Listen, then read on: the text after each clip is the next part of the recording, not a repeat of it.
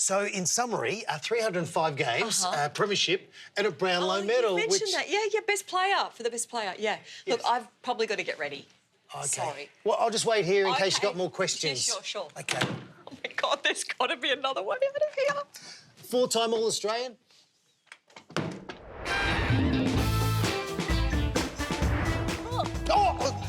Oh, you almost got my pickles. Sorry, mate. You want a pickle? Sure. I was a bit worried when you said the bearded tit. I thought you were talking about me. This is a loving. This is a loving. So good.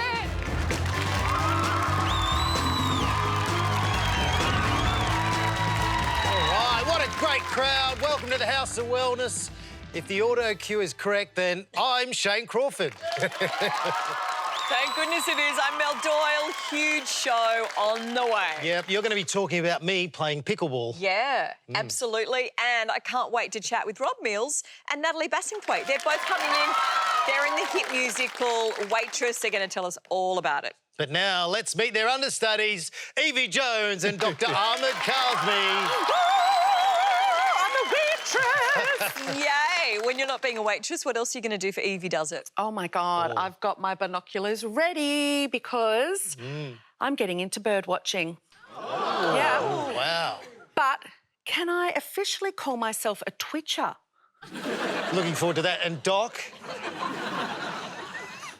you're not going to do any twitching. Hopefully Although not. some people would come to see you if they were twitching a little.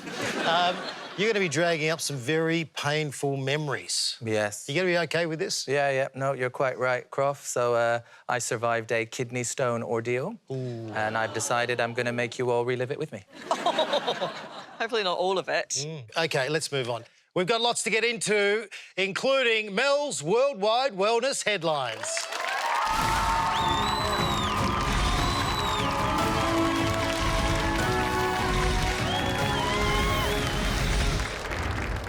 Yes, these are your must-watch headlines from a kitchen because, once again, I've locked myself out of the newsroom. Let's talk footy because the 2026 AFL season has seen more debate than ever about how umpires are interpreting the rules.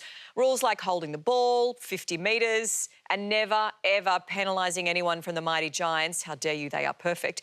With umpiring under the spotlight, brand new international research has found that a bit of bias is probably just a fact of life.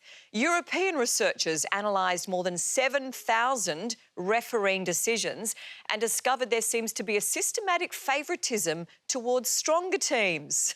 And that favouritism goes up when the game is on the line or when the opposition is really crap. So that is right, cellar dwellers. Absolutely everyone is against you, even the scientists.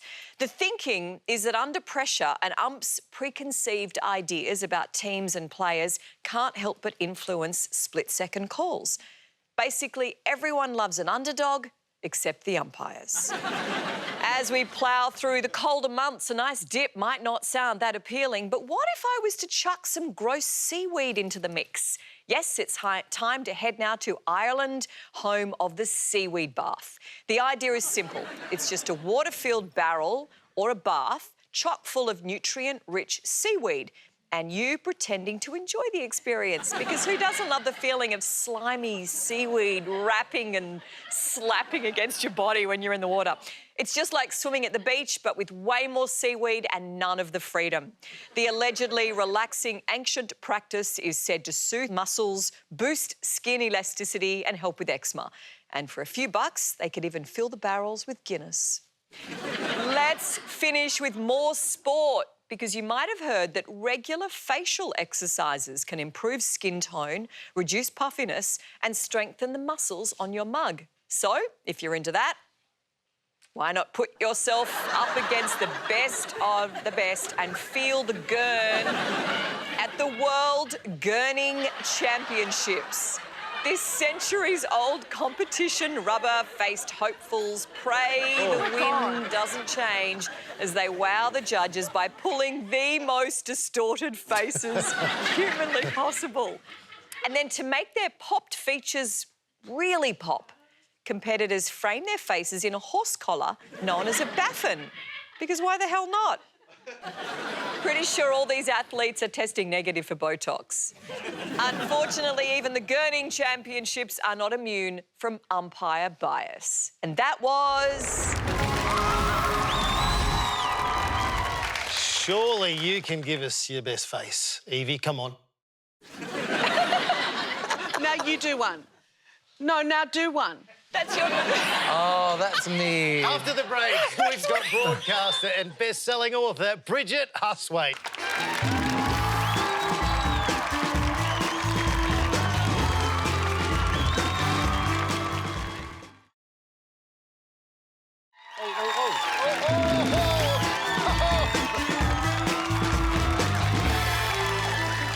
Well, our 30s are often seen as a defining decade, but for many navigating them, it's saddled with uncertainty and constant pressure to have your life together.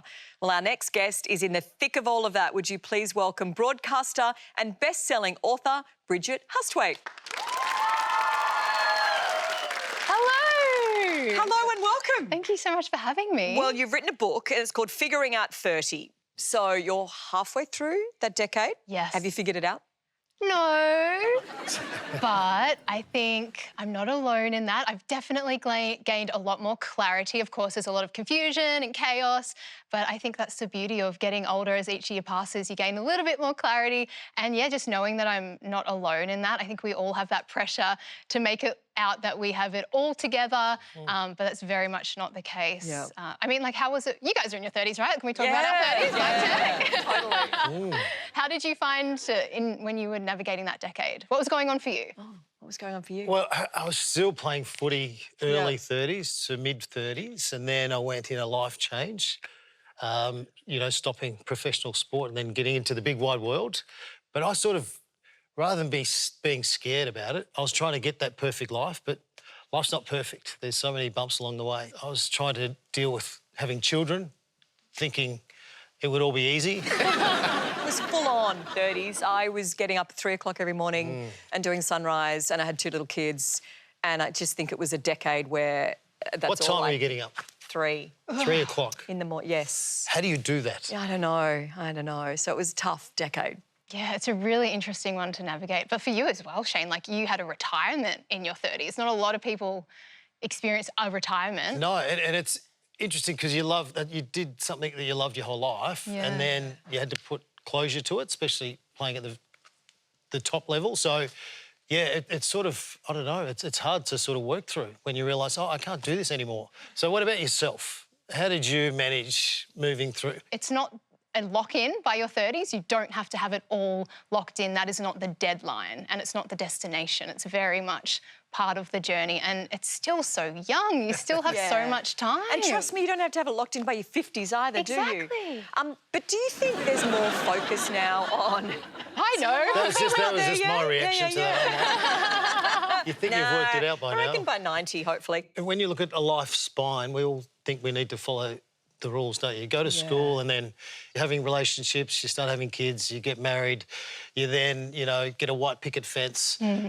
These are all the way that we think life's got to sort of pan out. What advice do you give to people trying to deal with all those pressures, especially hitting the 30s? Yeah, I think it's easier said than done, but try not to compare. And also understand the reality in which we do live in. Like, we're in a cost of living crisis. There are so many external factors that influence whether or not we can do those things, like buying a house by our 30s. You know, our parents growing up, that was very much the case. Well, back in my mother's day, everyone was married by the age of 20. If you weren't by 21, you were looked and seen as a bit of an outcast. But these days, there's no way a 21-year-old's doing that. Your daughter's 21, isn't she? She's 22, and I would not be encouraging her to be married or with children at this point in time. But do you think that's changing, like the timeline on relationships? I think so. And it's interesting when you do... I just remember when I was growing up and you see people, like, in pop culture and how that has been translated and conveyed. Bridget Jones or Rachel Green from Friends, both panicking at being 30. I think now a lot of women who are in that privileged position where you can see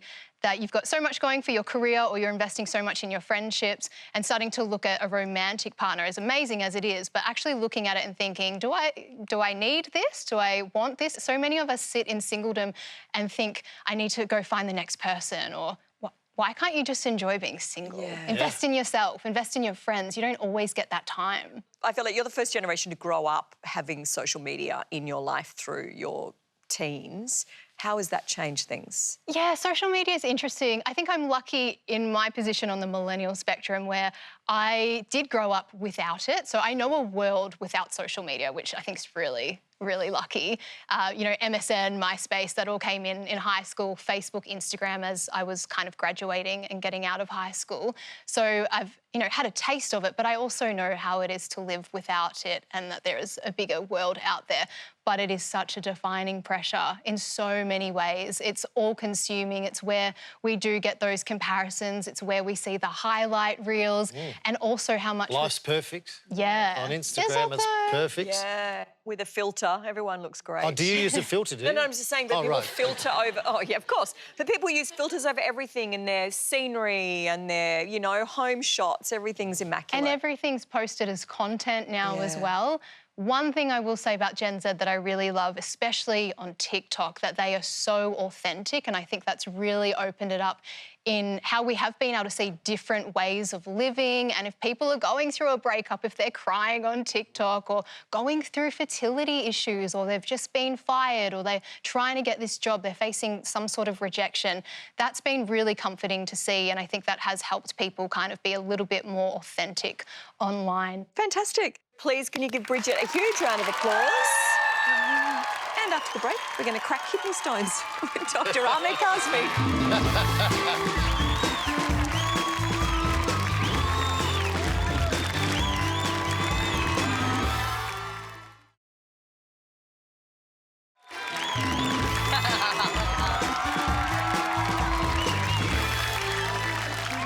Well, as humans, there are some types of pain that we will never forget. And apparently having kidney stones is one of them. It's an experience our very own Dr. Ahmed Kazmi knows all too well, and he is here for our medical. Thank you. Yeah. Ouch. Exactly. Kidney stones are super common. Lots of the viewers will have had it. But it is one of the topics where I have both sort of professional and personal experience, which is why I think it'd be nice to talk about. And you are quite right. It was definitely the worst pain experience of my life. Oh, OK, well, firstly... Yes? What's a kidney stone? So kidney stones are small crystals, and not the nice kind of crystals. Small? Yeah, exactly. That Well, they looks come like in varying popcorn. sizes, and they form from minerals that build up in the kidney and should be excreted out in the urine. But they end up accumulating and then precipitating into crystals like this. And they can be pretty tiny on a scale. You can get some that are...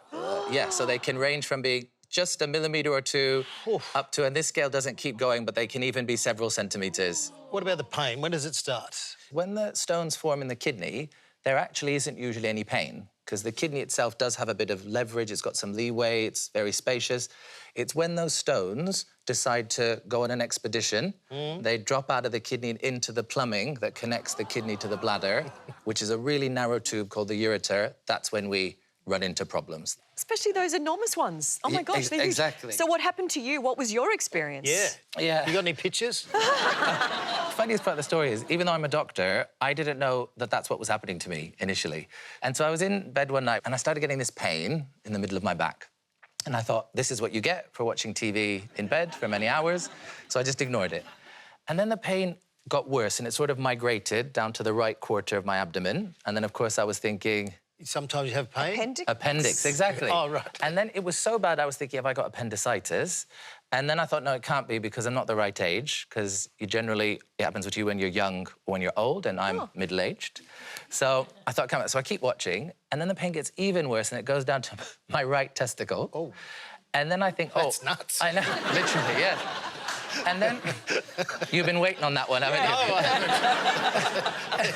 you? And so then I'm like, have I got torsion of the testes? And then I'm thinking, you can't get backache and appendicitis and torsion all at the same time. So I decide this is all just psychosomatic, because doctors are all a little bit hypochondriacal. And then the pain is so bad that I'm actually grunting. So I'm watching this TV, and then I'm like, ugh! I watch a bit more, and then I'm like, ugh! And then You're in labour. And then I decide, even for me, psychosomatic pain doesn't usually make you scream in pain. So I decide I probably need to see somebody, and I decide I'm going to go to the hospital, and then I can hear, like, my dead mother's voice going, "You can't go in your pyjamas." So I'm in agony. I'm on the floor, and I pull the iron down to the floor, and I'm pressing a shirt to get dressed so that I look nice and I'm nice and clean and presentable, clean underwear, everything. I called an Uber.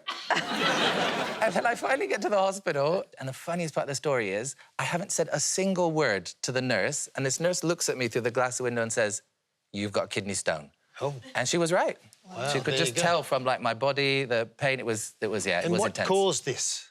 Whew. The factors that predispose to it, there's three main ones. So one is people will often have a sort of genetic propensity towards accumulating those minerals. You'll also have a few lifestyle factors that might contribute, so not drinking enough water, having a diet that's too high in animal protein, etc., too much caffeine, and then you often just need a trigger, like a bit of dehydration or urine infection, and it's enough to put you in the hospital. Like, what do they do? How do they get rid of them? Do you have to pee them out, or do they... What do they do? Yeah, so there's a tube with a 5mm ball, and this is roughly the size of the ureter. And if you're lucky and your stone is quite small, so smaller than 5mm, generally the body can pass it through that pipe without you needing much input or help. It's when you get to the same diameter or bigger than the tube that you can see how much pressure, I can't even do it, it's so much pressure, how much pressure it takes to get it out. And that's where all that severe pain is coming from, because the poor ureter is constricting, contracting around it, which is, the other name for it is renal colic, like colic as in a spasm. And then the poor kidney as well. If you've got a blockage here, all the urine starts to build up, the kidney starts to swell, and that can also cause pain. So if they're bigger, sometimes they need help coming out. That's what happened to me as well. I really drew the short straw. I thought someone had a voodoo doll of me at one point, but this stone wouldn't pass, and then water was building up. So they actually had to put me under general anaesthetic, put a special camera in to my waterworks, and then they fire a laser at the stone to smash it into small pieces, which then should be relatively straightforward to come out. On a scale of 1 to, oh my God, I'm going to die. Yes. How bad is the pain? Well, we have a literal scale for that, actually. I can show you. So someone collated everyone's pain scores with different medical conditions, and we've got, like, a little thermometer here of pain. So you can see towards the bottom, you've got things like toothache. Yes. Then it escalates a bit more, for example, to shingles pain. We talked about shingles. Then it gets a bit stronger to migraine. And then now all the ladies are going to object, but then it gets to childbirth, and then it gets to kidney stones. Was McGill a man? Yeah. No, McGill was a uni, but I do agree this was probably written by a man, because I do still question whether kidney stones are worse than childbirth. Does kidney stones affect men and women differently or the same? They present fairly similar in both groups, but men do get them more commonly, and we're not sure whether that's because of diet or metabolism, but men are more likely. And you also know men, it is true, it is proven they have lower pain threshold. How do we avoid them? Your biggest friend is going to be hydration. Just a couple of dietary changes, less caffeine, less diuretics, less animal protein. But unfortunately, if you have had one, your risk of having another one's pretty high, especially for the next 5 years after the stone. But I'm almost out of my... No, almost out the 5-year window. And if I did get another one, you would definitely know about it. I'm going to add kidney stones to my list of things that I definitely don't want. Would you please thank Dr. Ahmed Kazmi? Thank you. We'll stay right where you are. Plenty more House of Wellness after this.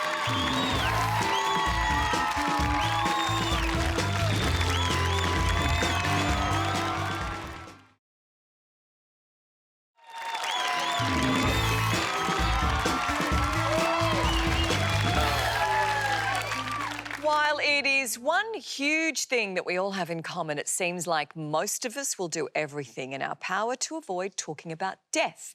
But could shifting our thinking about the inevitable help us lead happier, fuller lives? Well, if anyone knows it and has this for a title, it's Death Scholar Dr. Hannah Gould. Hi.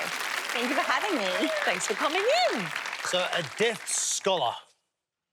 What do you do? What is it? I spend my time studying death and dying. Everything from the end of life through to what do we do with bodies after we go, through to cemeteries, cremation, burial, the grief process.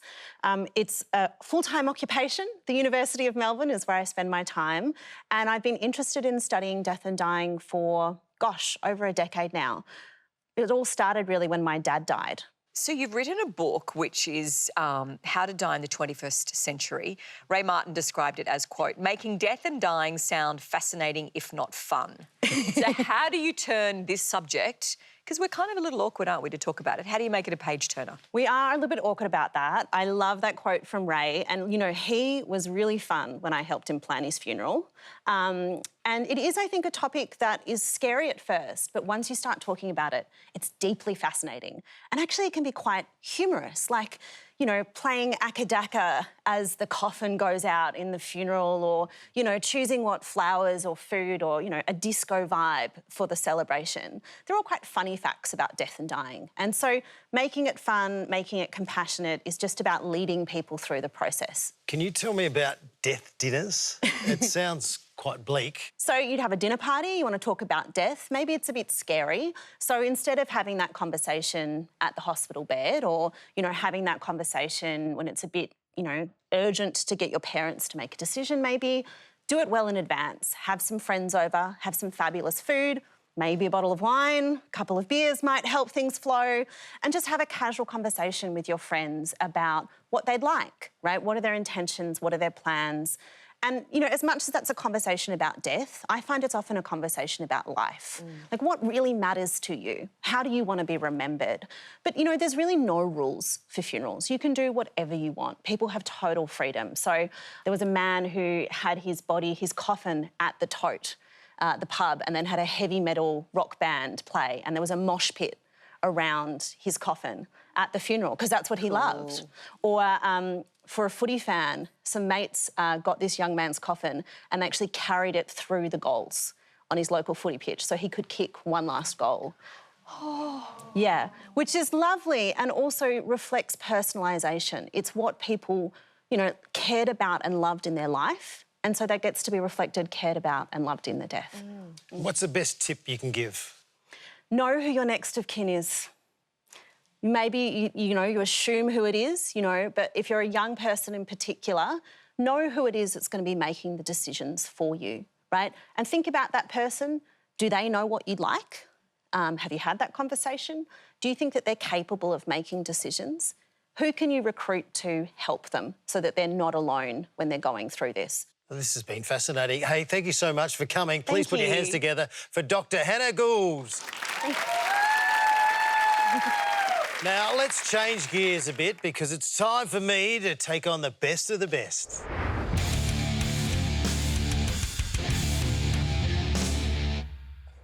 What do you get when you put tennis, ping pong and badminton, add a gherkin and a pickle? The answer is pickleball. Gherkin ball. Yeah, look, pickleball wasn't even on my radar, but now I feel like I hear about it all the time. It's one of the fastest growing sports in the country. I'm not too bad with a racket in hand, but it's basically mini tennis, so I reckon I can take down pickleball pro Kat Vals. Today's challenge, I got told to prepare for pickles and a ball. Pickleball! It's the newest craze right across the country, and it even involves a kitchen.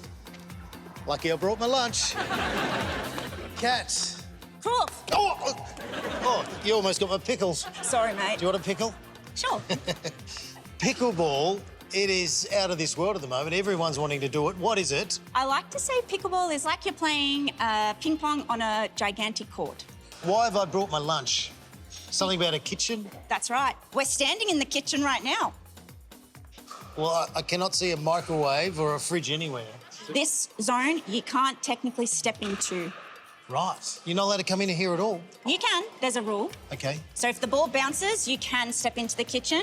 But if you're behind the kitchen line, you can't step over the line whilst you hit the ball. I just want to warn you that back in the day, when I was 14 or 15, I went off to the John Newcombe tennis camp at Wagga Wagga. Anyone could go, you just had to turn up and be a part of it for 2 days. But so I've got a bit of a background in tennis. There's a lot of tennis players that have transitioned across, so I'm looking forward to seeing what you've got. Game time. Game time. In pickleball, you serve underhand and you can only score while you're serving. After the serve, each side has to let the ball bounce once before anyone can volley. Ooh, go on the wrong court! That's the double bounce rule. But here's the tricky bit. If the ball's in the air, You can't stand in the kitchen. Oh, no! You can go into the kitchen if the ball bounces there. You just can't volley it from the inside.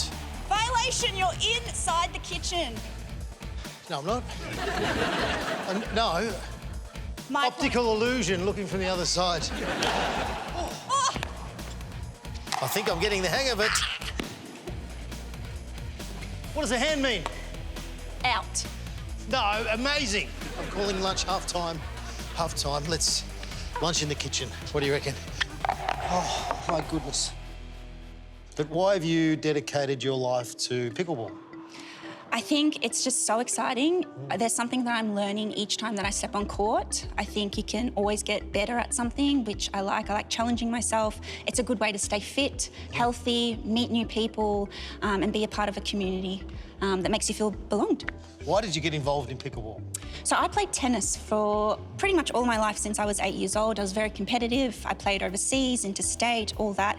And then I stopped tennis and I kind of was missing that competitive outlet. And so then I was seeing a lot of tennis players that I used to grow up with and play with on the circuit, playing pickleball. And I was like, what is this sport? My goal is to try and win a point for the second half. So let's do it. Oh.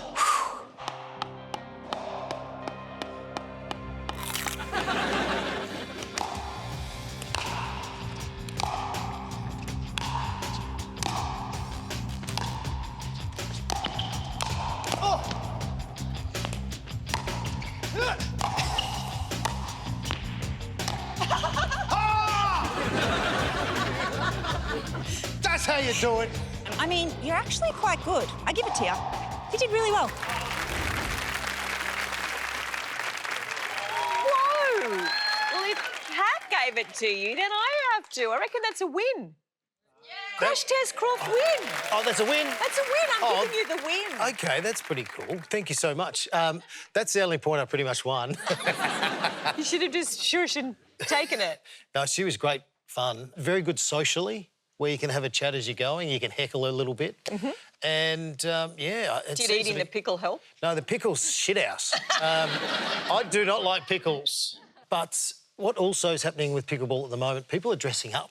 They're really getting into the vibe and I'm loving it. So not only socially they're having a great time. Oh, that's glamorous. It's like a fashion parade on a little court.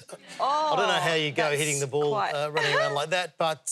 Yeah, it's all about the pickle. Oh, no, that's a good one. I would love to take you on in a bit of pickleball at some stage. Yeah. How are you? I'm pretty bad. I've got no hand-eye coordination, but anyway. OK, well, I'll play against you then. Yeah. I was going to put you on the same team. Don't have me on your team. Yeah, we lose. I'm giving you the win, and I was trying to work it out. I think that's 6.5 wins, 6.5 losses. So it's all down to next week. Which is our end of season. But what do I win if I actually achieve I've got you a something? prize, don't you worry. It's not one of those little chooks that you brought me back from Paris, is it? No. No? So mean of you. I thought it was a cute chook. Anyway, a massive thanks to an absolute gun, Kat Valos, for teaching me to stay out of the kitchen. It was a lot of fun. Thank you so much. That's your excuse, hey? After the break, Yvie is in a flap over bird watching.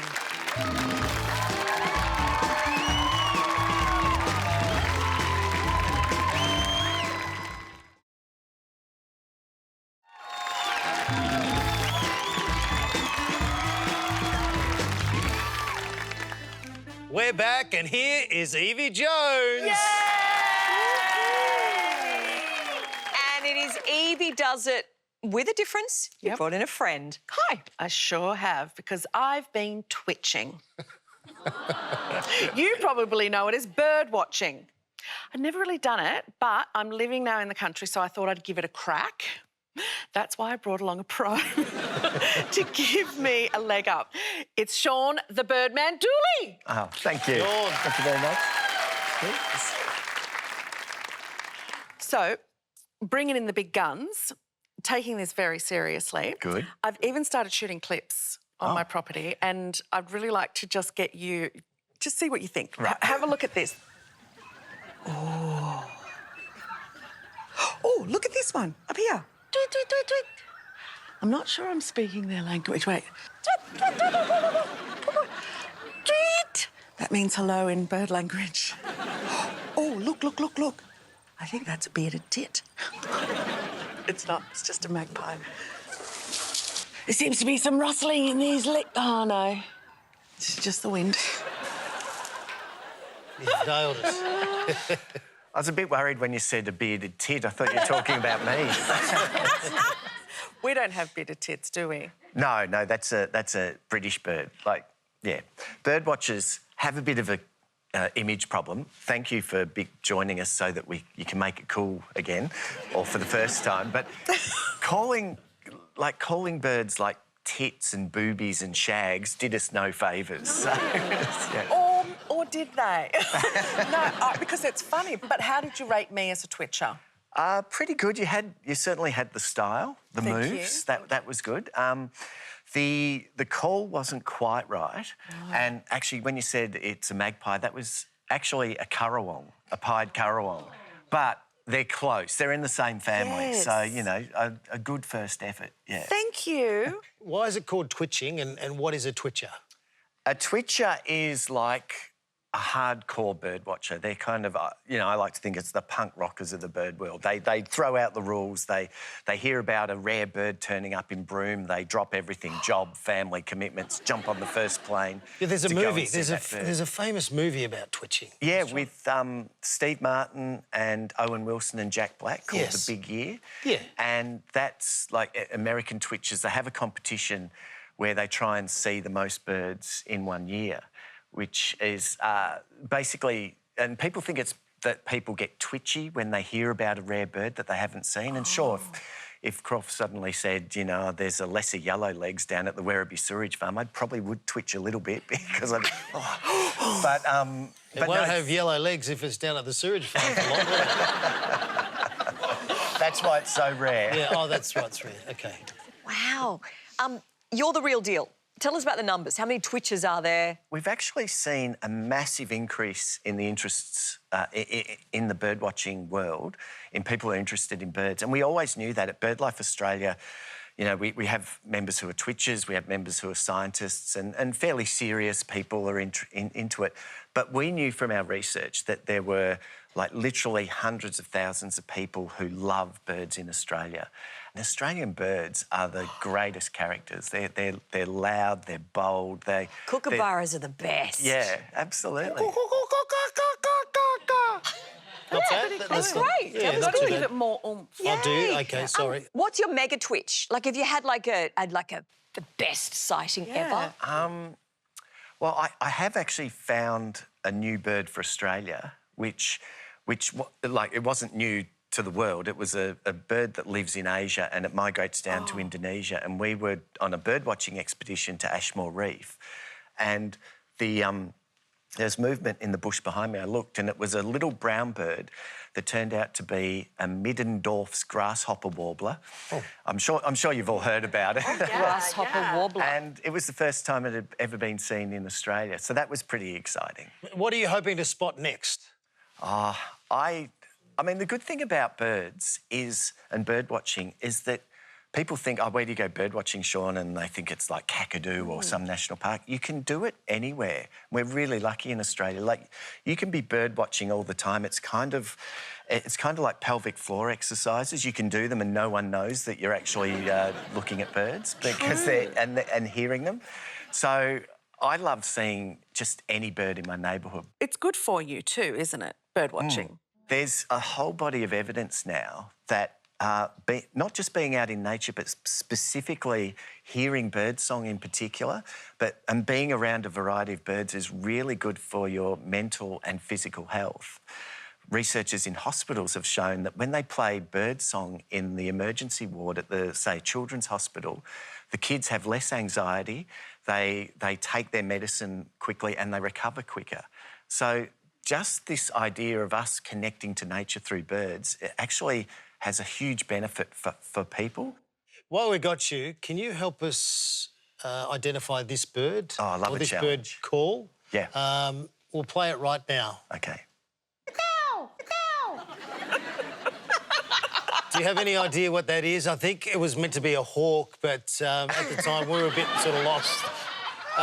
Let's have a look right now and see whether or not you can identify the bird. The hawk? I have never heard a hawk do a cacao.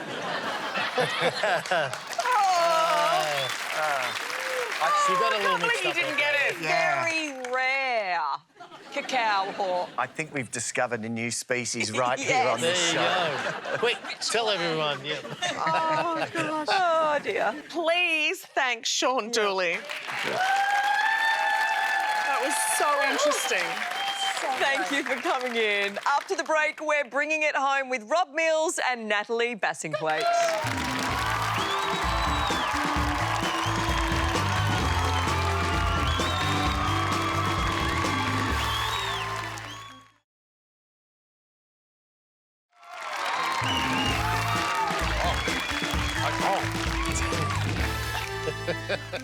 While our next guests have carved out incredible solo careers over the past 2 decades, they're nodding, they seem to keep finding themselves on stage together, but have actually never played leading love interests until now. Here to take your order are the stars of the hit musical Waitress, Natalie Bassingthwaite and Rob Mills. Hello.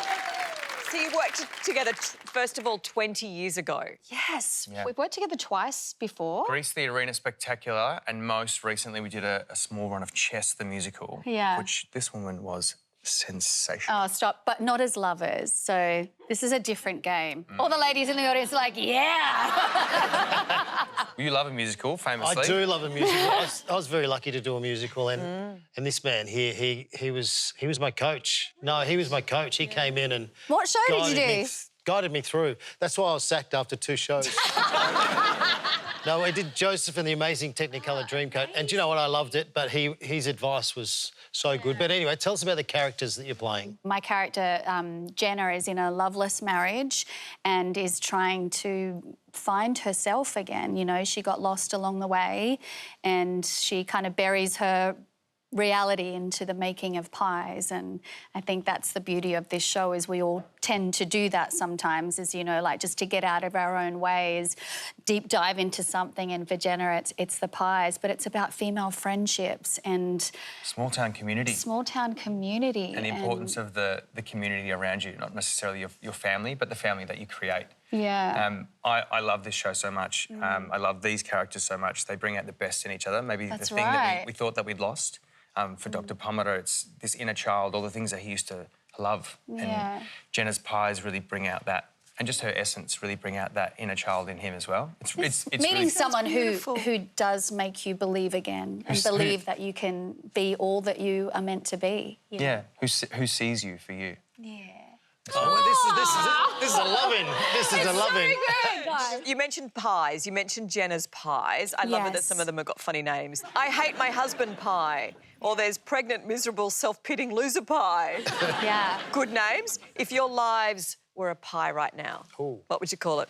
How about I'm so grateful to be alive pie? Yeah. That's the truth. Like, you know, like we're doing some amazing things. We are living our best lives. Yeah, I would say living my dream pineapple pie, because I love pineapple. Pineapple I pie. might get you one of those in the show. Thank you. You're welcome. Speaking of lovers, love like this. You just Yeah. released your beautiful memoir. It's an emotional roller coaster, but I feel really proud of it. I feel like it was cathartic. It was debilitating at times, but coming out the other side and feeling like a sense of relief and a release. We're going to let you go and Yep. set up in the kitchen. We're very excited. Oh, you want us to cook? Yes, you can cook some pies. And can you sing a song for us? That would be Yeah, we'll do that. Let's do that. outstanding. Please put your hands together for Nat and Millsy.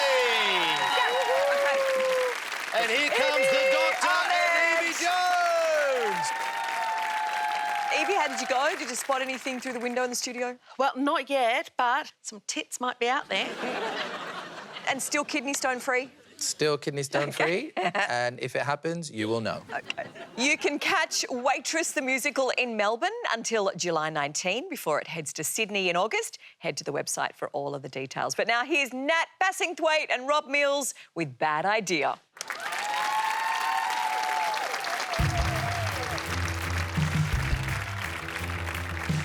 It's a bad idea, me and you. I know, I totally agree. It's a bad idea, me and you. I've never known anything seems so true. It's a terrible idea, me and you. You have a wife, You have a husband, you're my doctor. you got a baby coming. It's a bad idea, me and you. Let's just keep kissing till we come to. Hearts stop racing, let's face it. Making mistakes like this will make worse what was already pretty bad. Might stop running, it's time we just let this thing go. It was a pretty good bad idea, wasn't it though? It's a bad idea, me and you. It's a bad idea, me and you. Hold me close while I think this through. Yeah, it's a very poor idea, me and you. Hearts stop racing, let's face it. Making mistakes like this will make worse what was already pretty bad. Might stop running, it's time we just let this thing go.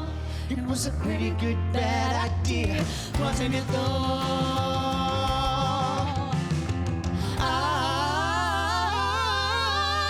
know it's right for me. It's the only thing I've ever done. What if I never see myself ever be anything more than what I've already become? I need a bad idea. I need a bad idea. I need a bad idea. I need a bad idea. Just one. Heart keep racing. Let's make mistakes. Let us say so what? It made it worse, but it's already pretty bad. This secret is safe. No reason to throw it away when there's a love to be had. Hold me tight as I tell myself that you might make sense and make good, but it's been just so bad. Let's see this through. It's a really good bad idea. Me and you.